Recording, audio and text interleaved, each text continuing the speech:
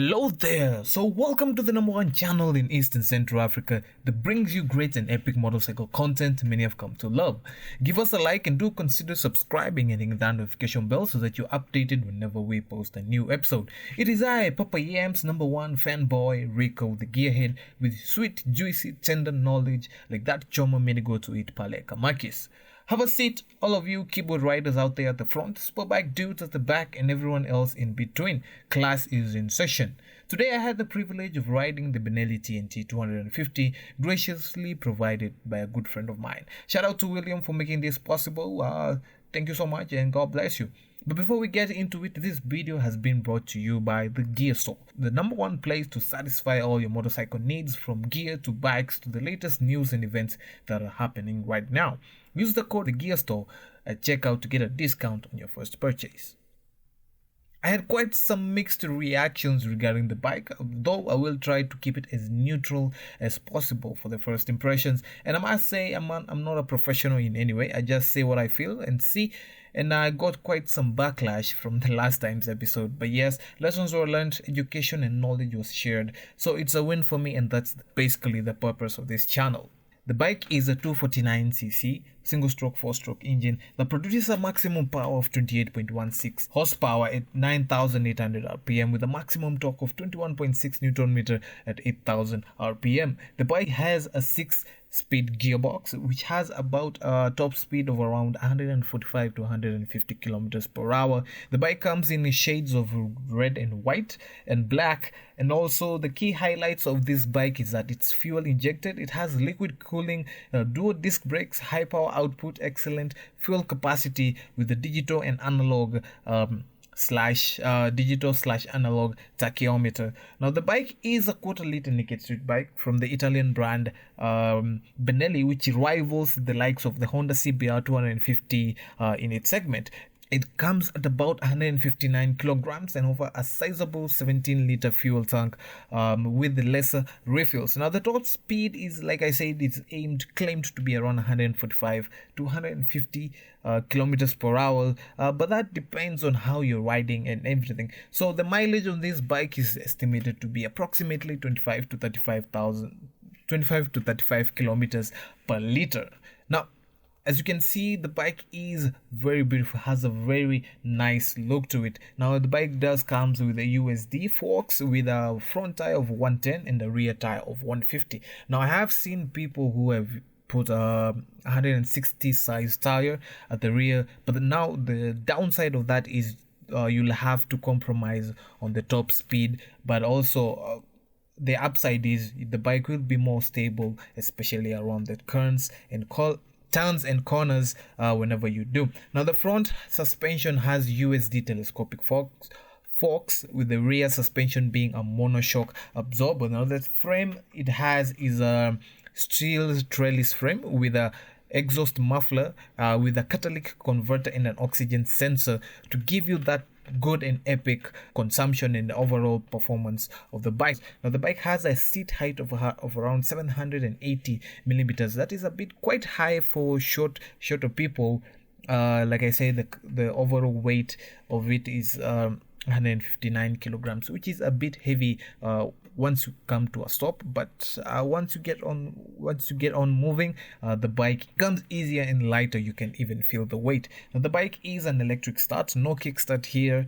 The bike, like I said, is EFI, has an engine kill switch, whatever you would expect on a normal modern bike. Like I said, the bike is engine cooled, and rather it's liquid cooled, and that's one of the best. I think that's one of the 250s, the best 250s out there right now in the market today.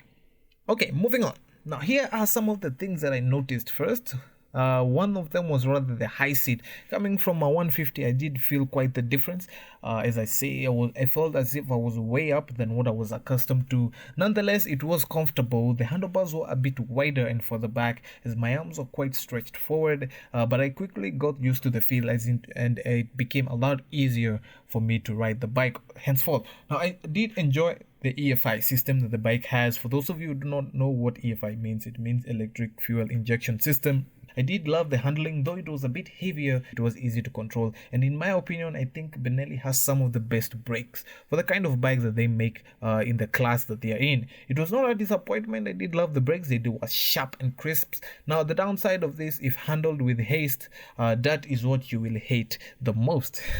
Some small play of words there, but I do digress. The tachyometer had a nice balance of analog and digital, which was easy to see and read. Mind you, the newer bikes nowadays have an LCD screen, like the Benelli 302S has a digital or full digital screen, or rather display, that displays everything on there that is required. Now the first gear is a bit powerful enough for you to pop a wheelie and maybe even possibly land you in trouble, but you have to be quite careful for that. I wish I could make some mega dank noodles. I'd be happy to show you guys, but anyway, we haven't gotten to that level yet. Maybe one day, who knows. So here's some of the things that I didn't like about the bike. There was some vibrations to the handlebars on the higher RPMs, but not so discomforting that it make your hands numb. Rather, there was a slight tingling sensation, which is something that you can get quite used to quite fast. The throttle was a bit choppy, and for someone who's throttle happy, it can cause quite a bit of a problem. Also, the bike seemed to heat up easily during whenever I was maybe standing up for the waiting for the traffic lights to come to green, or maybe I was lane splitting. Also, the loud buzzing of the fan that it as it came on was quite a distraction. But then again, it's something that you can get used to. Turns out it's normal for such big engine cooled bikes.